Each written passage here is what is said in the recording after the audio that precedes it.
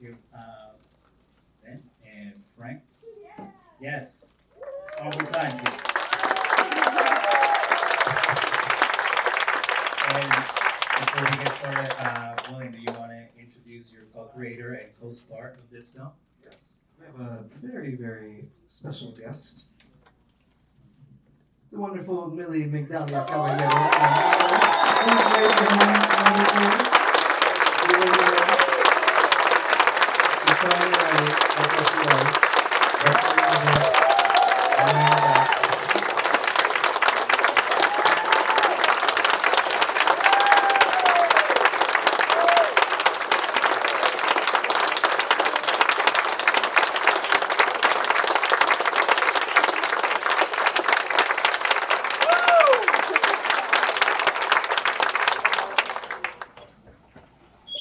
Ella es muy tímida, pero full of cariño and amor. I think what you just saw on the film. And thank you again, Mom, for your truth and your authenticity. I think your bravery to show the story has resonated with everybody.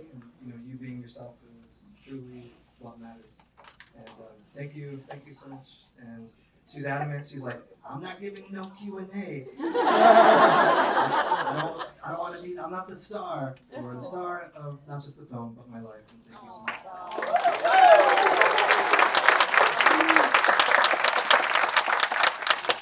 Thank you. William, we feel like we have known Millie, your mother, since 2021 with Chili and Millie. And when we started doing the film festival, we always knew that we wanted to tell stories that felt like us. When Devon and I said, we want to do a Latino film festival in Charlotte, we knew we wanted to bring the films from Latin America, but we always knew that there's a special place in the heart when there's a film that looks like people that we engage with every day.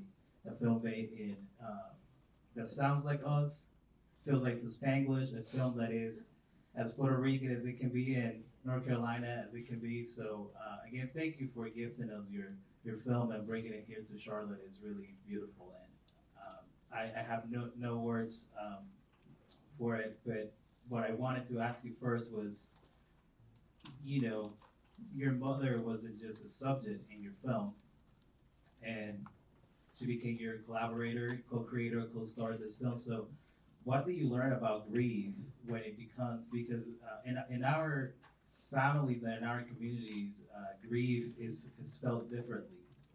And we see it in the film too, when you talk about the ancestors, Premeaux. So what do you learn about grief when it's something that you work in a creative way and collaborating with your family? Yeah, grief is something that as you get older, it's a reoccurring visitor that will hit sometimes back to back to back. And when you're doing like a narrative feature, you can rely on the script, you can rely on your actors. You know how it's going to begin, you know how it's going to end. When I first started this in 2021, I had no idea what it would turn out to be. My original idea was like, I'm going to do a film about my family working together to create their own short film. Maybe my cousin will write the script, maybe my mother will act, maybe my grandma would do crafty, which is making food for everybody. Like, it's going to be collaborative. And then life happened, and so I saw this film as a way to not just help me process and move past the pain and the grief of losing people, but also like, how can I introduce my mother to some of these creative techniques as well? Because I think in this country, we are so used to buying our identity and consumerism, and we've lost this idea of being able to create our own happiness and use creativity as a way to navigate through very real situations, and being able to come out on the at the end of it, not necessarily on top, but just feeling a little bit better, because you know that throughout life, whatever life can throw at you, that you could rely on the power of art to really move through it. And I'm so happy to have worked with both Ben and Frank on this film. And just to let you know, Ben was one of the cinematographers. Most of the footage that we worked on that was done at home with the rehearsing of my mom doing the grandma voicemails, that was mostly Ben. Ben was there for so many of the trailer shots. Frank did all of the what I call the graphic novel illustrations. So whenever you see illustrations that look more on the realistic side, Frank did that.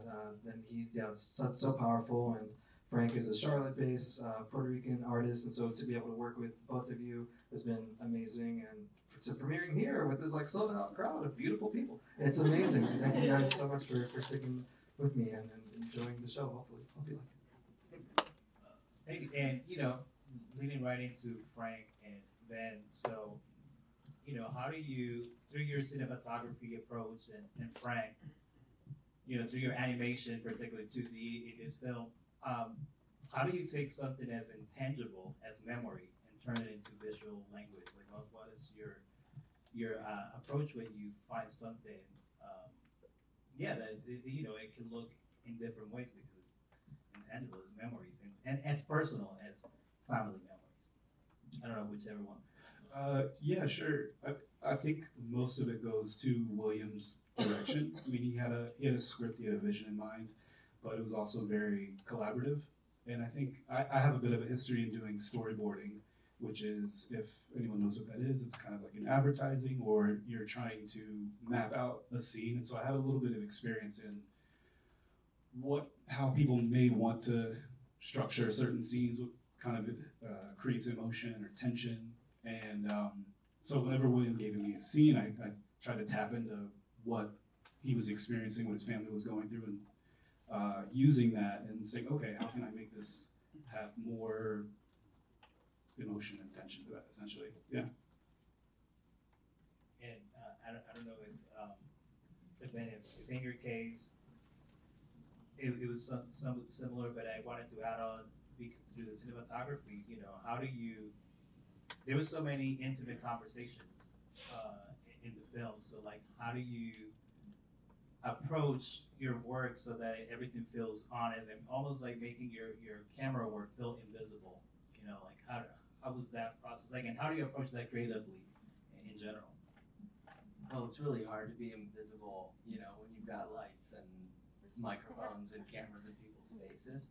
But in this particular case, William, and it's a very intimate relationship. It's a mother and sons, and so with a mother and son, there's this amazing energy there, and relationship is happening in front of you, and you're just sort of lucky to capture it.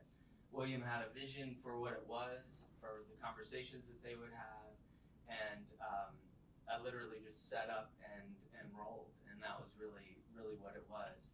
I mean, there's really not a lot of space that we were working with in the trailer. I mean, some of those spaces we had to cheat. We would cheat like a couple of feet back. It's just like I would be forced back into the corner, running sometimes three cameras at a time. So it was not a lot of time to think about things. It was just set up and go. But what I think really comes across is the beauty in their relationship, and like how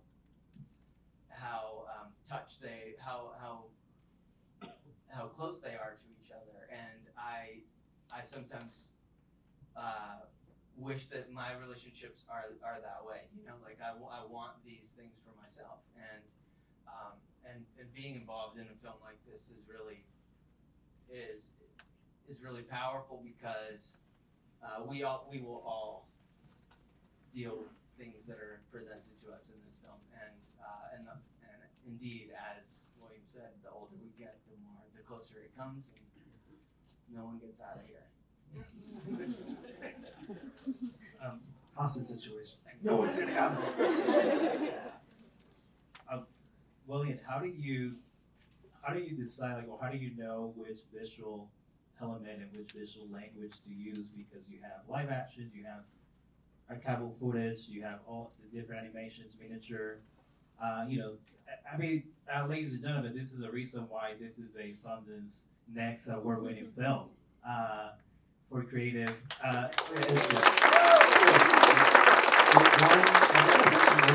won a special jury award at Sundance for creative expression. So the next special jury award for creative expression. Forget the next part, yes.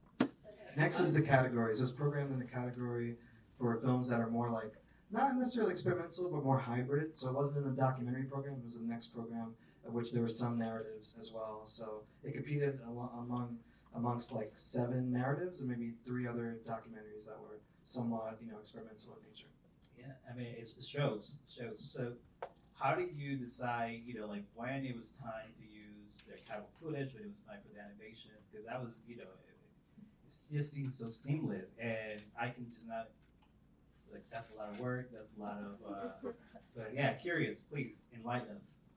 Oh man, at some point I gotta make like the Lord of the Rings extended edition that's like 4 hours, because there's so much stuff, and even with live action, there's a plethora, like dozens more hours.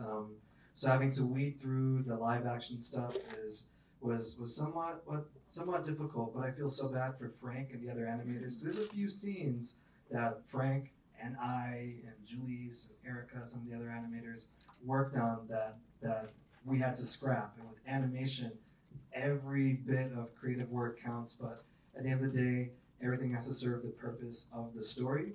And as life is happening, new things are happening, I'm like, you know what, it's not as important to show this scene. This is more important to help move the narrative along. And yeah, there's many different creative styles. And I think the more I watch it, I've heard people say this is a film that teaches you how to watch it as you watch it. And maybe there's some truth in that. But I also really relate to Frank's drawings that happen towards the end when I'm talking about moving to the trailer right before my dad vomits. So you see little me playing on the floor with toys and stuff. That's kind of how it felt making this film. Like there's so many creative elements that I'm trying to rearrange to show something that hasn't really been shown before in a way that I never wanted to feel artificial or forced. So it's a very delicate balancing act. And there's still an editor in me who watches this. It's like, oh, maybe I could have removed this, or oh, maybe this should have been live action. But I try not to be too critical, because I am very proud of really the vulnerability and the wonderful passion that my creative collaborators put into this film. And just a quick segue, I am really happy to note that about a little bit over half of us are Latino or people of color of the creative team. Over half are female or female identifying, and a third of us are also queer. So I think that was really important. I mentioned diversity. I want this film to be a film that resonates with the beauty of diversity, because I don't view this as a Latino story. I view this as an American story, as a human story, because one of the best comments I ever got was when I first started working on my Grandpa series. It started with a short film called How You Doing, Boy? Voice Notes from Grandpa. Because when I call my grandpa, he never says hello. He's like, oh, how's you doing, boy? So How You Doing, Boy? Voice Notes from Grandpa, made that 14 years ago. It premiered at a contemporary art gallery in New Jersey. And I had people coming up to me afterward, white, black, Asian, Latino, gay, straight, young, old, saying like, wow, oh my God, your grandpa reminds me of my grandpa. And I'm like, that's all I ever really wanted, because I grew up in a trailer in my grandma's backyard in the South with this stigma that we were sort of the other and that our stories would never matter. And it took me, and he heard the NYU professor telling me also that stories, no one's going to want to watch a film about your family. And so I feel more than anything, I wanted to show that we are woven into the American tapestry, whether or not you like it or think that we don't have a seat at the table. I'm going to give our stories a seat at the table to encourage other people from all walks of life to tell their stories too, because if we don't tell our own stories in our own unique voice, someone else will. So we have to stand up and fight for our stories.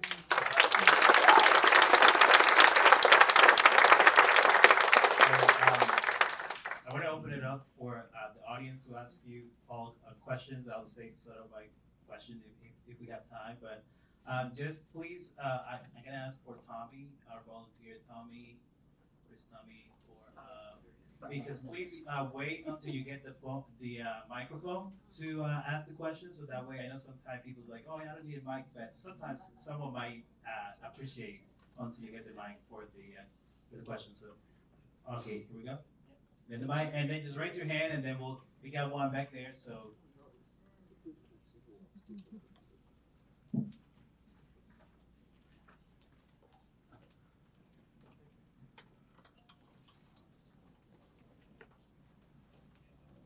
Will, Yes, Rose. I've known you Our since friend. high school.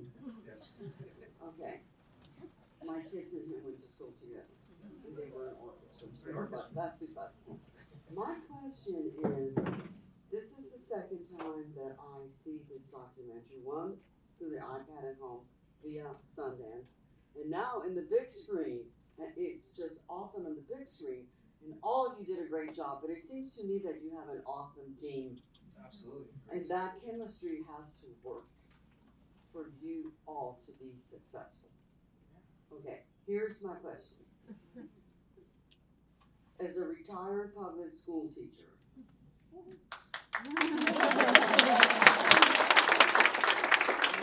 okay, here it comes. My concern has always been with children that struggle. And children that, for some reason or another, even right now in the 21st century, their identity is tossed to the side. Whether it's by race or it's because you're gay or whatever. When I viewed this film for the second time, this documentary, it's going through my head, this is so therapeutic. This is what children need to see. Is there any possible way that in the future, you're like, I know that you live in LA, that you might want to start there with a youth group? Sure. Thank you again. Thank you for your service as a teacher. It's so important. Teachers changed my life. I'm excited because I'll be screening this at the Atlanta Film Festival in about a week and a half, and my orchestra teacher for middle school and high school is going to be there. She's never seen it, and I'm going to be like, I am who I am because of you. Also, you're a big part of this. And yes, my first documentary that I ever made, my first feature, was called American Dreams Deferred, and it was about my family. That's the one that I made where my teacher was like, no one's going to watch a film about you. And I'm like, woman, I'm going to make it whether you want to see it or not, because I want to tell this story.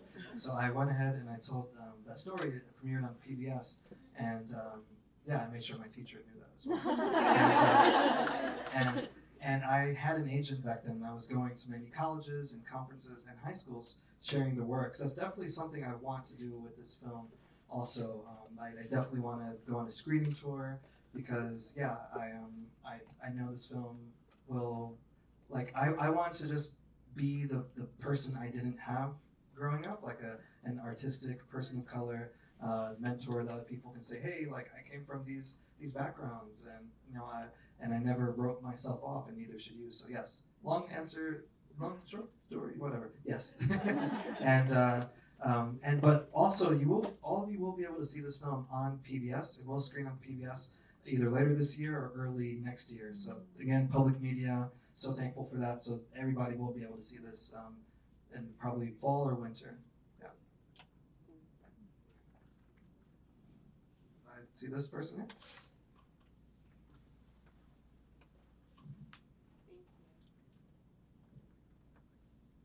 Thank you for making yourself available for the questions and answers. It's awesome. It absolutely is, for me, a very therapeutic piece as well. I'm totally reassessing my relationship with my mom. Thank you. But all aside, you mentioned how did he come to the decision of using anime and live action? And I don't know if I fully got that answer from you. I know you talked about editing pieces, things have to go. But truly, is there something I'm projecting? Do you hide behind your anime versus the live action? Is it easier for you to do the hard stuff in anime? That is what my question is.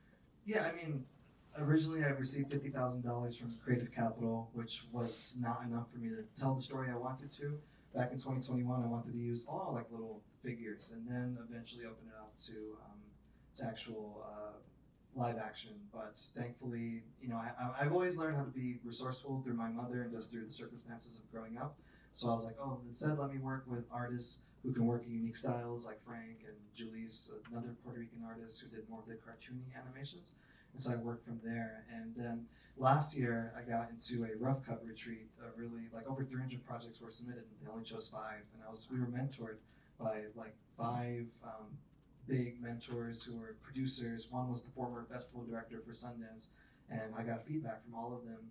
And there was a much different beast back then too. And it's like, William, like, the other thing I'm not getting is like, who are you, and then why do you do this? And so that's when I got the idea of this epiphany that maybe I rushed through it in my voiceover, but I kind of hinted it at the end that I tell stories in miniature as a way of trying to make sense of the cards we were dealt with and how, like the insignificance that I felt and still feel at times, and that in a way it was a little bit of a barrier.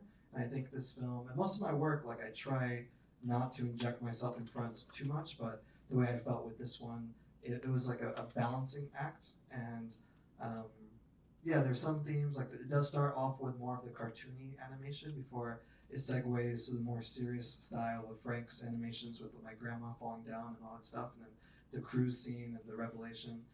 So it's really just using what I had. This film was like me throwing a whole bunch of elements on the floor and putting it together. And one of the mentors at the Rough Cut Retreat, her note was very powerful but jumbled puzzle pieces. And I was like, okay, let me take a sledgehammer and try rearranging it. And a part of me could still find new ways to rearrange it. But at the end of the day, we have to wrap up a project where it's good so we can get on with our next project because life moves on. And I'm so thankful that I grew a lot in this project and made some really great collaborators throughout.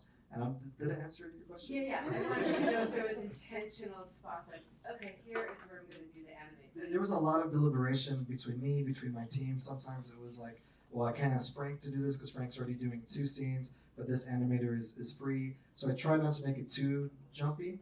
But yes, it's also knowing that I work with a diverse, in terms of ethnicity, gender, sexuality, but also in diverse styles. So that's why there's a little bit, but really having it all come together and using the miniature as the grounding work. The sets are all real. Every set you see is tangible, handmade, and then live action. But all the other animations are like, the icing on a very well-baked cake, I hope.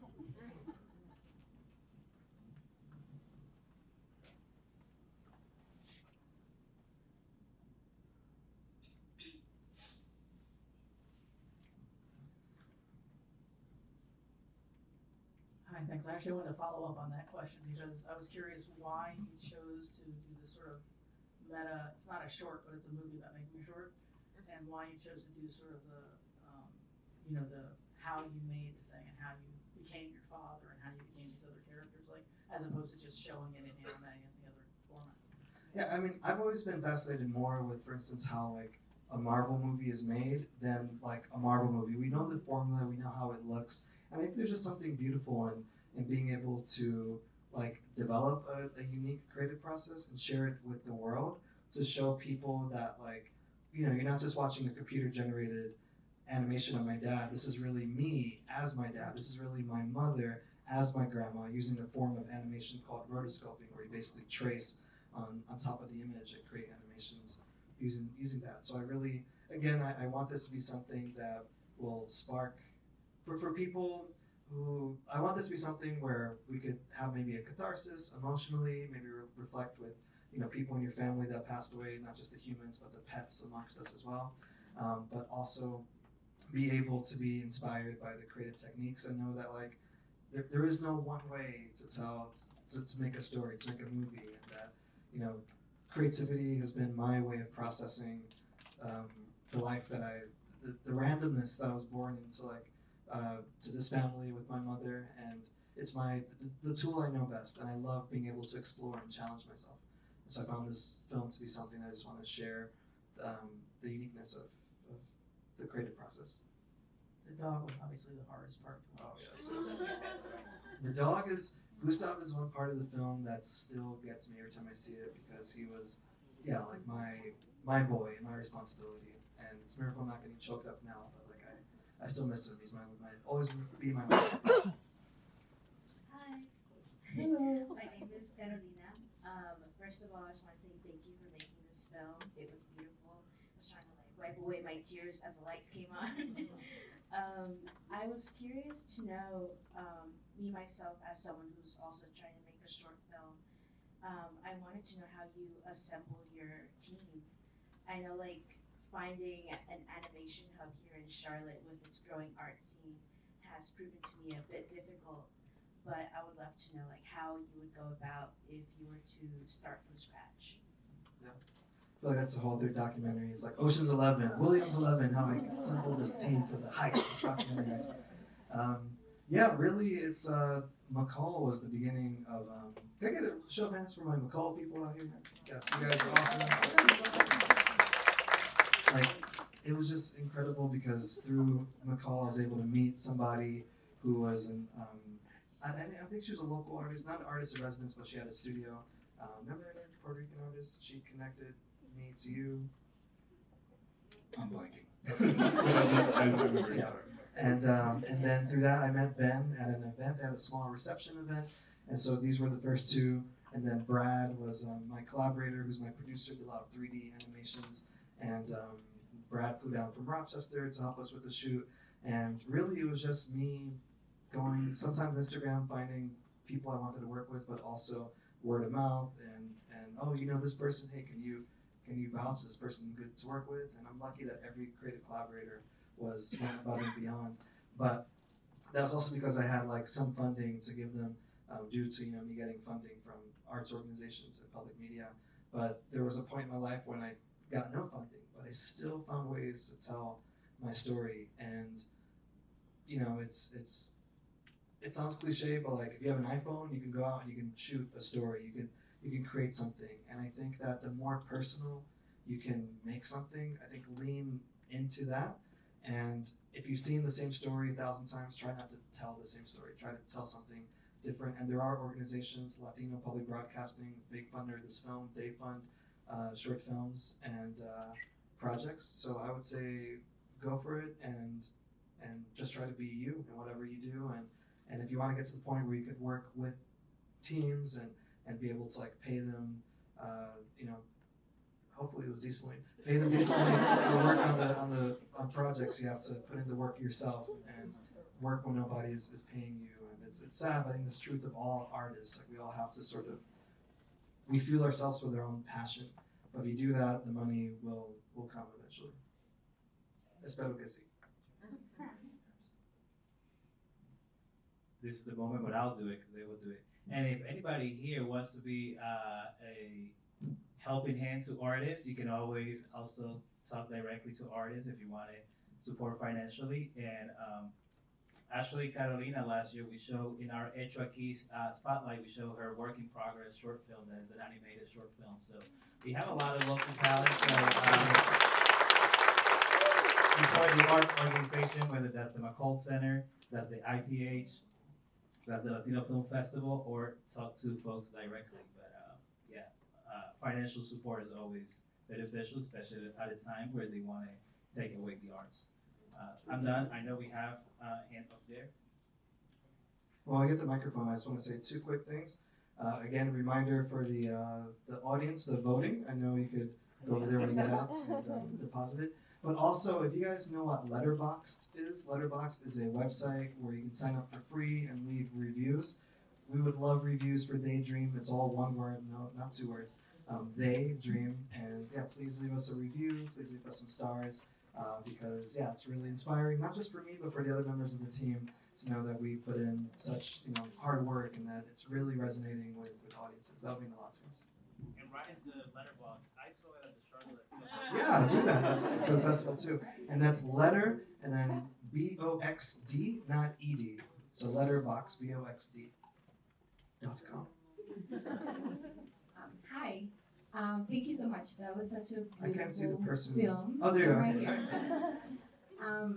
I think it was very meaningful to me in two ways. One, nobody warns you that as you get older, you see a lot of the people you love the most go through the hardship of getting older and sometimes dying, right? Everybody dies. I guess everybody dies, but I identify so much because as a first generation immigrant, I have that experience of having a parent aging in another country and like trying to navigate that, and like it just really, really touched me. But the unexpected way in which this film became very meaningful to me in a very short period is that I've worked in East Carolina for 12 years. And it was so emotional to see a story about a queer person, Latino, with like a family story from this part of the state. Like it's the first time I've ever seen that in a big screen, so thank you. And I work at a nonprofit, and we have a team of 10 people. Out of my team, 7 people are from East Carolina, and many of them are queer. And I'm gonna make it mandatory that they watch this film during work hours because it's amazing. And I think my question for you is, have you thought about partnering with nonprofits that work in rural areas? There are so many queer people that feel so trapped. And there are so many Latinos that are kind of trying to navigate their dual identity as queer and as Latinos, especially in rural areas, really, really struggling. And many of them leaving rural areas because they need to be able to thrive in an environment that is more accepting. I just, after the movie was over, I was thinking like, oh, there's this community in Apopka, in Florida, this community in East Carolina. We have an office in Mount Olive, and like this other partner in, Wilson, and like maybe we can screen it. But it would just be me. But I think you should do something more official because we need this so badly. Thank you.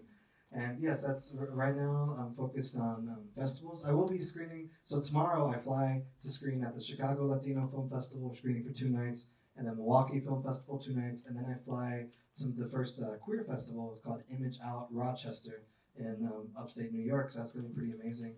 But yeah, I do definitely want to do again a screening tour. So if you want to follow me on Instagram and give me some information on who to follow, that would be great. It's William D. Caballero. So you can feel free to look me up. And yeah, it is important because it took me a while to know that I was always like the Latino American filmmaker, but I'm also like, hey, I'm also, bisexual but closeted, and it took me a while to embrace that. I remember I have a good long friend in the audience, Jessica Burke, who I remember we worked at a summer camp together almost like over 20 years ago. And yeah, I was like, JB, I'm bisexual, but I'm closeted, don't tell anybody. Because of my father, and that's unfortunate. And it took a while for my mother to become so loving and appreciative of that fact that this is part of who I am, because no matter what, I'm still the same person. And yeah, I want to showcase myself as being this diverse filmmaker. So we could talk. And if you guys have any other resources, you can also follow the film on Instagram. It's at TheyDream Film. But either way, we'll get your messages and we'll be able to relate. Because North Carolina, this is certainly a place where I want to reach out and definitely branch out and connect with people who would be inspired by the film's message. We have one other hand. We have time for 43 more questions.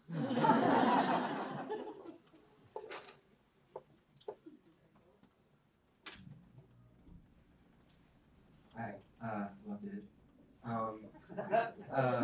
I think what was most fascinating to me was how it was the narrative of your life being kind of processed through these different multimedia projects. And I guess what I was curious about is how does the finished product of this movie fit into your narrative now? How does this movie as a whole being filmed or premiered at Sundance here in your home state, how does that kind of fit into your story now? I mean, it feels very much like a great homecoming story because I'm able to share it with McCall. And again, I remember I was so excited when I found out that Chili and Millie, which is a short film about my parents that processes my dad passing away the year before due to during the COVID pandemic. I remember I was an artist in residence and I pulled people together at McCall Center, and I was like, hey, I got a Sundance, and they were so proud of me, and that was such an amazing moment. And to have a lot of familiar, McCall Center people here, it's great. And the fact that my mother is here and being able to share, and a lot of the footage you saw, the live action interviews with the brick wall and the black and white Puerto Rico flag, that was done in the studio that I had at McCall Center. So it feels, it's something that makes me feel like I'm doing something right with my art, but yet at the same time, I'm not satisfied because I can't help thinking about what's the next project. I'm here now, but I'm like, what's the next project? And people are like, dude, chill out. Like, you're showing this film. But as a creative, like, that's the one addiction. And I mentioned that in the film, and it's true. I have an addiction to creativity. I don't know who I would be if I'm not constantly thinking of new ways of presenting the truths and ideas in my head in ways I haven't really been, hopefully, done before. And so it feels good. But I'm still trying to figure out what the next step will be, and how this fits in. It's a very warm feeling. Thank you.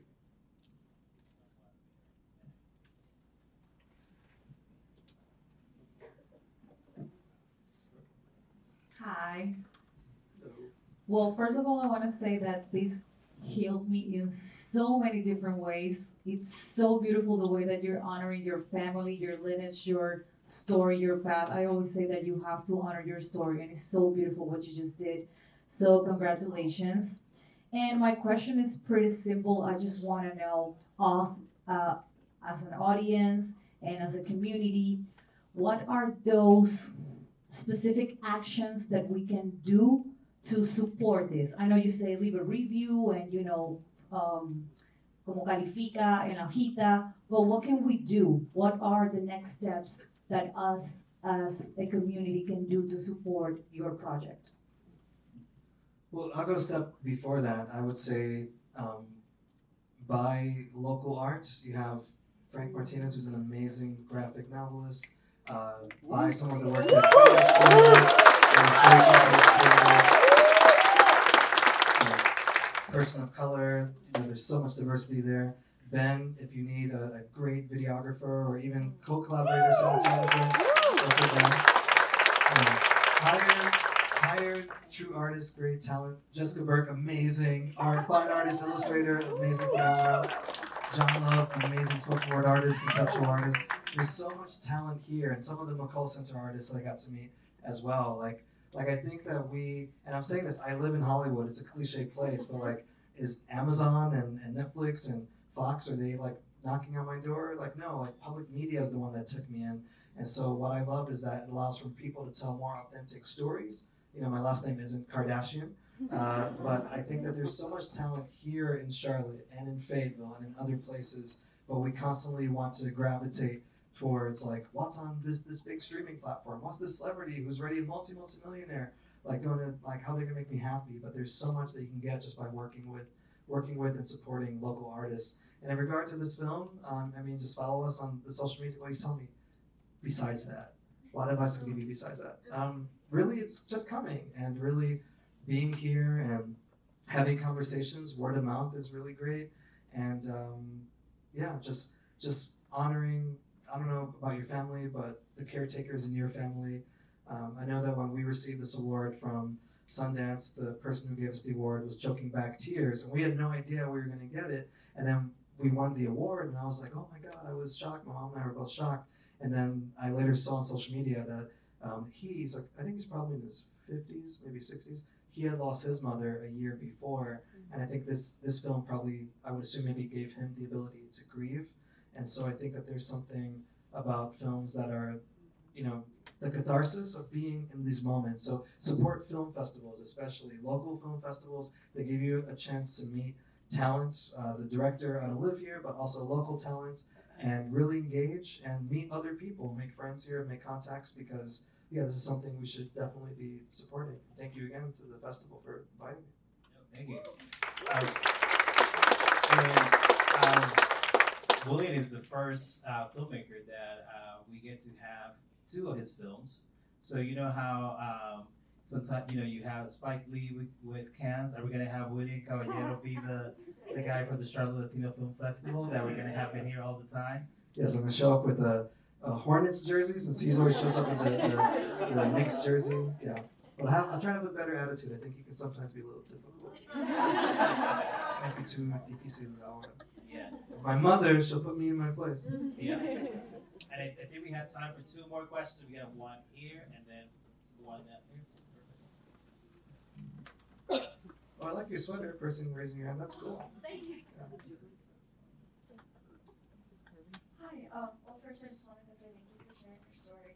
My question for you is, in some of the film you shared some moments that were really difficult with your dad, and I guess I just wanted to hear your perspective on honoring but also portraying people in our lives who maybe aren't perfect or have hurt us in some significant way, but still, like, basically honor people as they are, I guess after their passing. Sure, and there are elements of this film where I'm like, I probably could have worded this better, that narrative, or this voiceover better. And one thing I want to say to queer people out there in the audience who have had like difficult family members is I chose my words to say that, but I still chose to love my dad, because he was, a good person in these other ways. But I'm not saying that, like, if you have an abusive person in your family that really despises you because of your sexuality, you don't have to love them or keep them in your life. You're your own person and you're free to judge them accordingly. So I don't want people to think that we have to let ourselves be abused or victims in that sense. But people are really, really complex, There are straight people out there that could be really, terrible people. There are gay people out there that could be terrible. And I think that's just the reality of living. And when they're in our family, the wounds can heal really, really deeply. Actually, there's lots of things that I didn't put in this documentary. And one thing I didn't put in this documentary is that I was married for 4 years to a woman. She knew about my sexuality since before we were married, because I don't hide it. But when marriage is falling apart, I'm like, you know what? This is a whole other story. But like, I am going to stand up for myself, and I'm coming out because I am tired of going to these events, showing my work, and I'm like, oh, like William, he's a Latino filmmaker, but I was never able to say, oh, but I'm also bisexual, and I want to link with other, queer filmmakers to show like, hey, your story matters too. It's important that we hear your voices. So for me, it took me a lot longer to have this coming out to my late 30s, and I wish I would have like just come out like the way I did so comfortably with friends like JB and other people when I was younger, because I wonder how that could have just changed my confidence as a creator. And I think art really allows us to exist as flawed people in flawed circumstances. And yeah, I don't think there's an easy way of saying that or answering that, but really just talk to more people, talk to more artists and people who you may look up to and get their perspective, but know that it's difficult, and when the time is right, I think you would feel it.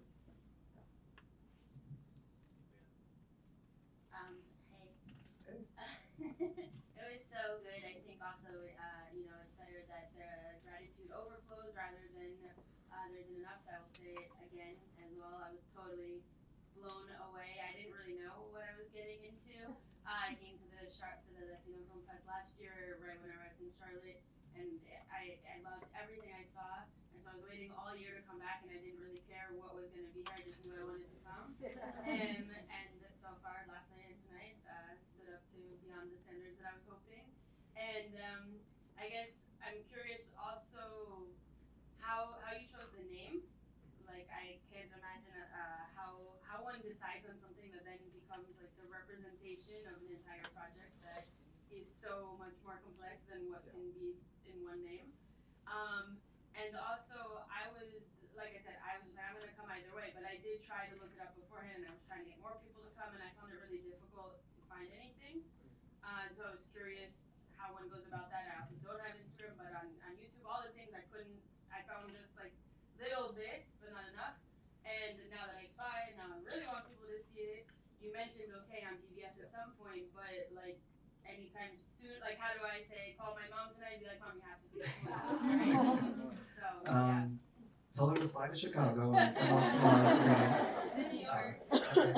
Well, New York, so we are going to be screening in Cinco de Mayo at the IFC Center in the Village.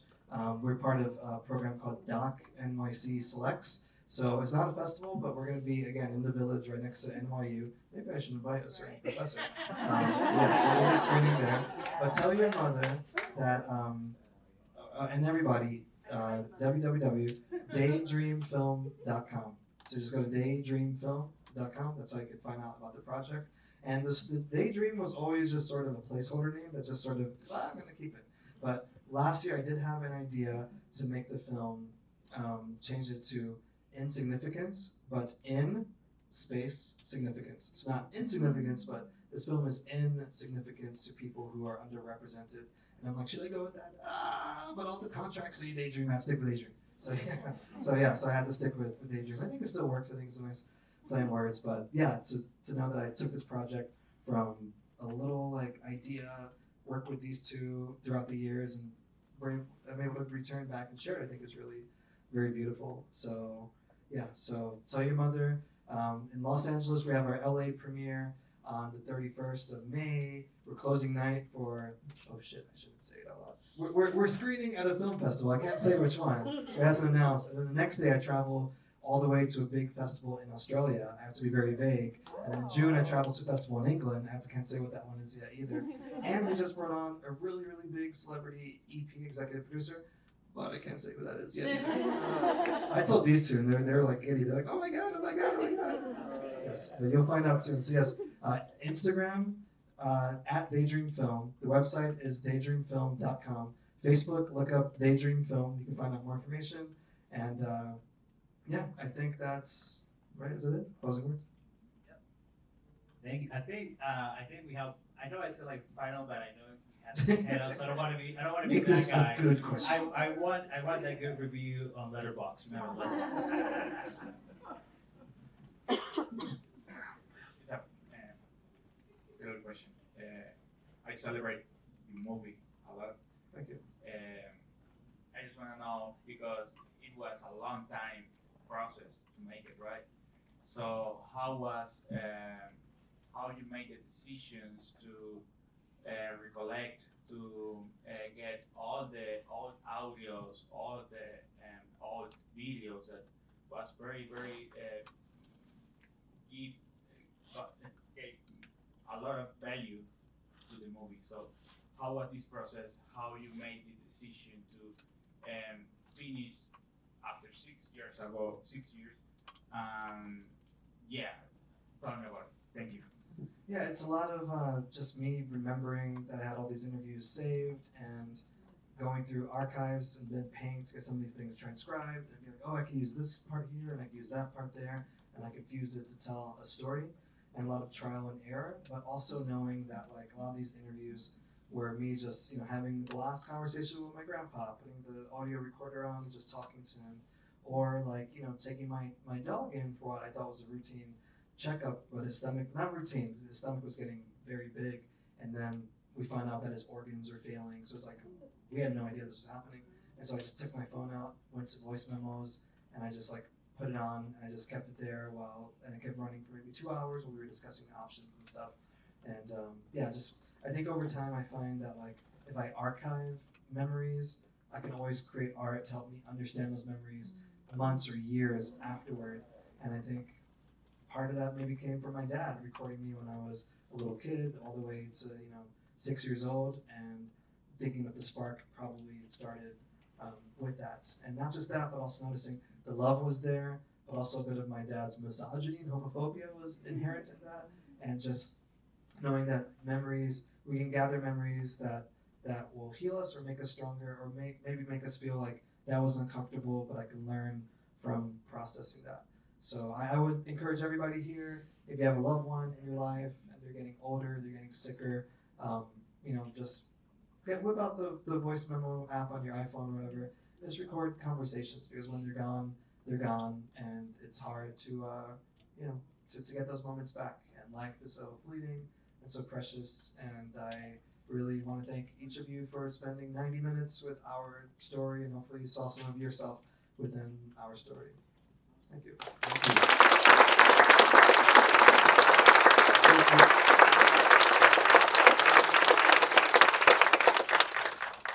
I just want to thank you again. Thank you, Mal, Millie, for